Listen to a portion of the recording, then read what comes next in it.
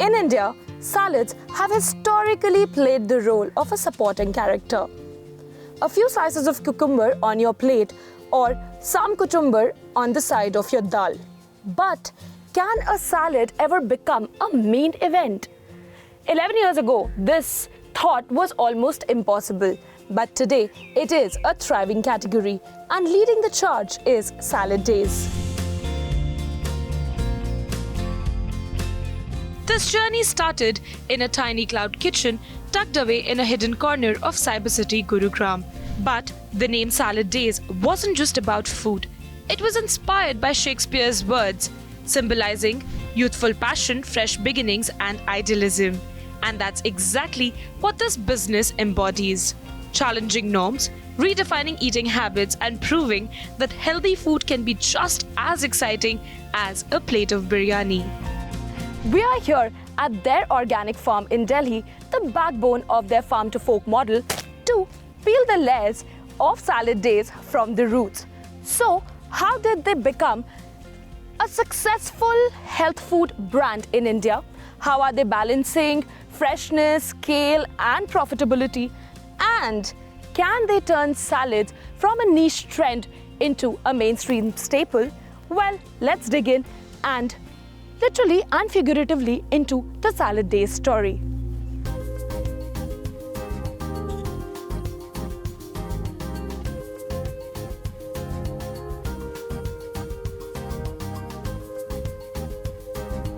When we were doing trials, this is way back in 2013 end, you won't believe it was so difficult to get 10 kilos of iceberg lettuce of good quality every day. So I realized that solving the supply chain was a very big priority for me at that time.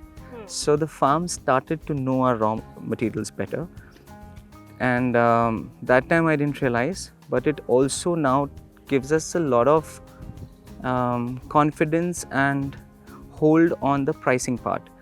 You know, we scaled it up to about 16-17 acres. I think we grew everything that we could, everything that you can think of, which was seasonal in nature. This season we were harvesting about 10 tons of combined produce from here every month.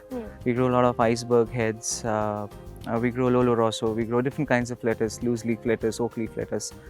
We grow a lot of broccoli, we grow American curl kale, which is still in front of you growing here. We grow a lot of strawberries, we grow herbs. So these are the kinds that we grow here.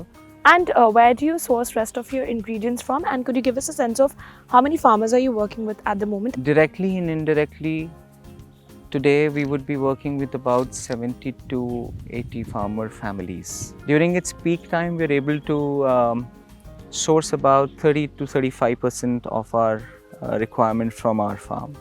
What does the SKU currently look like, and how do you balance the taste and the health? I do not want to ever position food as remedial in nature. It's not कि अगर आपको weight lose करना है तो आप हमारा खाना खाओ. So it's more like a lifestyle choice that people have to make. We don't adulterate at all. I mean, our food is as good as the ingredients are.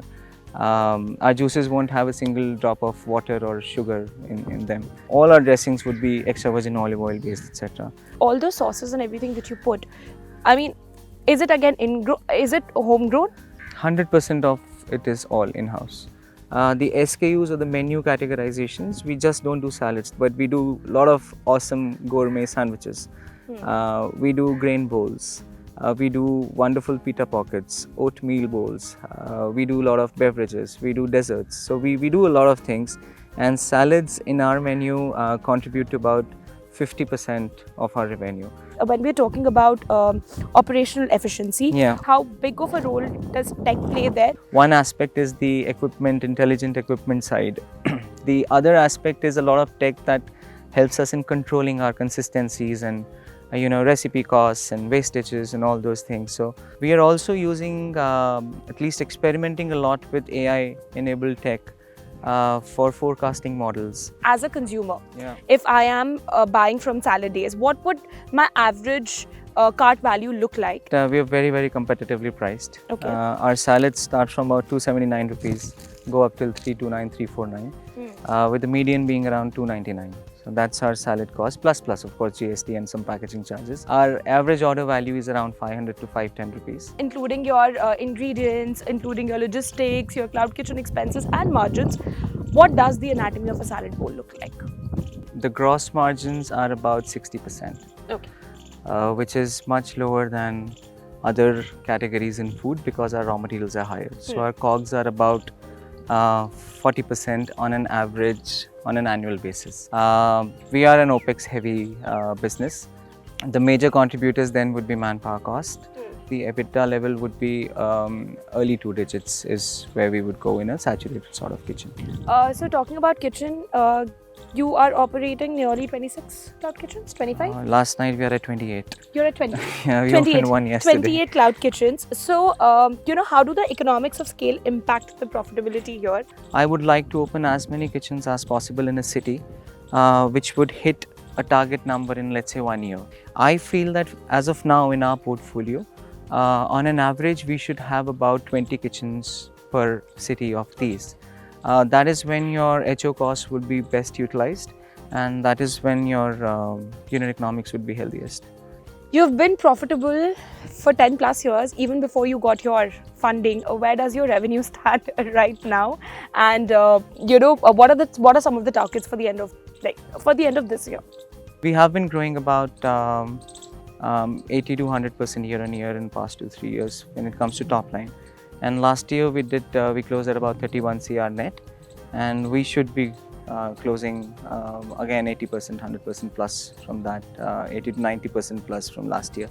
And probably by the end of this year, I'm going to make my thesis around omni-channel strategy, wherein I would try to go for probably a brick and mortar or some other model. Salad Days has grown in parallel with the rise of Swiggy, Zomato. So how big of a contributor today they are to your revenue mix? And what about quick commerce? The majority part of our business, which comes from aggregators.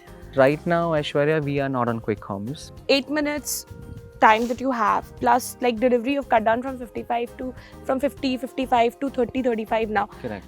Will it be possible for you to make it between 10 to 15? So we've already started increasing the density of our stores in Delhi NCR. We make our salad in 7 minutes in the kitchen. If I am 7 to 8 minutes far from you, then I can deliver you within 15 to 20 minutes. Correct. But again, it remains to be seen how much do we cannibalize if we increase the density versus how much is the new business that we get per store. You're catering to Delhi, Bangalore and Bombay. Ji. How big is the tier 2 market for you, and are you looking at entering the Bharat market? So currently I see a lot of potential in these cities and other metros. We are so well placed in this that, while our market share saturates or becomes decent in the top tier cities, there are more tier 1 cities which get ready for us. India's healthy food industry is on a remarkable ascent, projected to touch $30 billion by 2026. Now, startups are at the forefront of this revolution, changing the way we eat one bowl at a time. The space has cumulatively raised nearly $200 million in the last few years. As innovation meets tradition, technology fuels the taste. One thing is clear: healthy eating in India is no longer just a fad, it is the future. With camera person Saurabh Chauhan, Aishwarya Anand for CNBC TV18.